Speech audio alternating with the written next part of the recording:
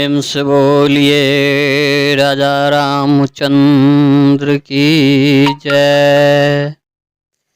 आइए जानते हैं विवाह पंचमी का परिणय सूत्र में बंधे श्री राम और जानकी। इस दिन क्या करे क्या नहीं करे। हिंदू शास्त्रों के अनुसार त्रेता युग में मार्गशीर्ष माह अगहन माह के शुक्ल पक्ष की पंचमी तिथि पर प्रभु श्री राम और माता सीता का विवाह हुआ था। सनातन धर्म में राम सीता की जोड़ी को एक आदर्श जोड़ी माना जाता है। साल 2023 में विवाह पंचमी 17 दिसंबर रविवार के दिन मनाई जाएगी।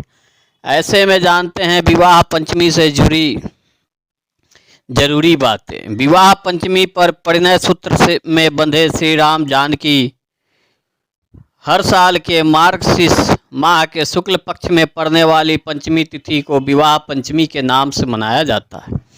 यह तिथि इसलिए इतना महत्व रखती है क्योंकि धार्मिक मान्यताओं के अनुसार त्रेता युग में इसी तिथि पर भगवान राम और माता सीता का विवाह बंधन में संपन्न हुआ था। ऐसे में जानते हैं कि विवाह पंचमी के दिन कौन से कार्य करने चाहिए और किन कार्यों को करने से बचना चाहिए और किन कार्यों से लाभ मिलेगा। विवाह पंचमी के दिन भगवान राम और माता सीता के विवाह का अनुष्ठान करना चाहिए।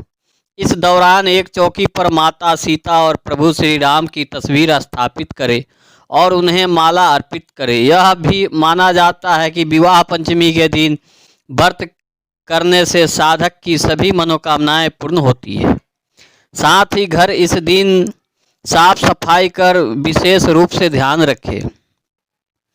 माना जाता है कि विवाह पंचमी के दिन अविवाहित लड़कियां अगर 108 बार जानकी मंत्र का जाप करती है तो उन्हें सुयोग वर की प्राप्ति हो सकती है। जानकी वल्लभाय नमः, ओम जानकी वल्लभाय नमः। इसके साथ ही विवाह पंचमी के दिन इन मंत्रों का जाप भी साधक को शुभ फल प्रदान करता है। ओम जनकनंदियाय विद्महे भूमिजमाय धीमहि तन्नो सीता प्रचोदयात्। और इसमें क्या काम नहीं करना चाहिए।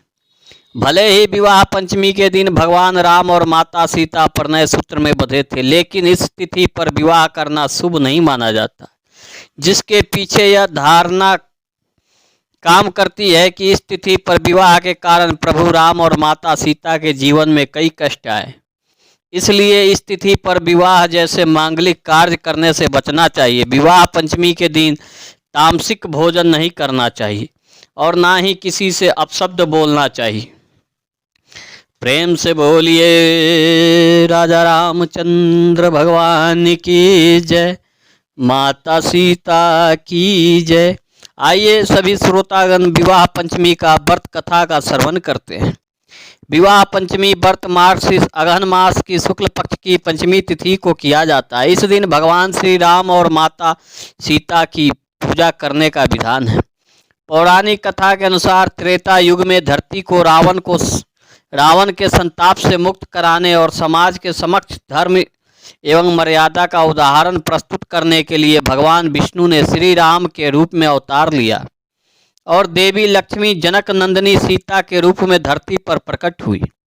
श्री हरि विष्णु ने अयोध्या के महाप्रतापी सूर्यवंशी राजा दशरथ के यहाँ पुत्र श्री राम के रूप में जन्म लिए और देवी लक्ष्मी ने मिथिला के राजा जनक की पुत्री सीता के रूप में अवतार लिया।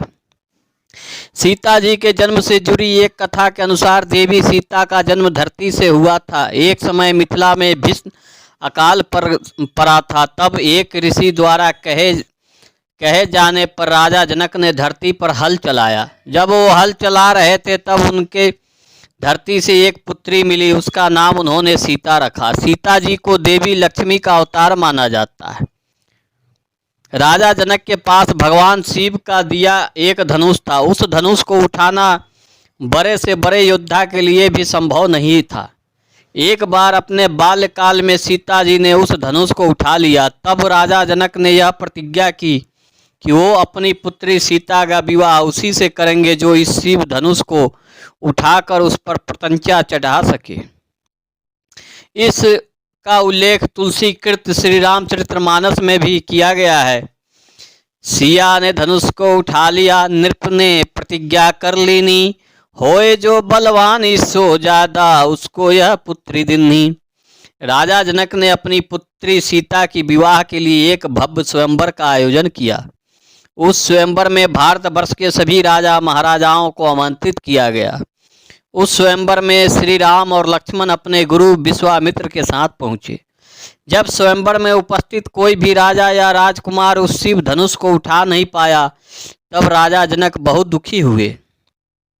तब गुरु विश्वामित्र ने श्री राम को शिव धनुष उठाकर उसका राजा जनक को इस दुख से निकालने के लिए कहा। अपने गुरु की आज्ञा पाकर श्री राम ने उस शिव धनुष को उठाकर जैसे ही प्रत्यंचा चढ़ाने की कोशिश की तो धनुष टूट गया। इस प्रकार श्री राम ने स्वयंवर की शर्त को पूरा किया और फिर उनका विवाह देवी सीता के साथ हुआ। प्रेम से बोलिए सियापति रामचंद्र की जय।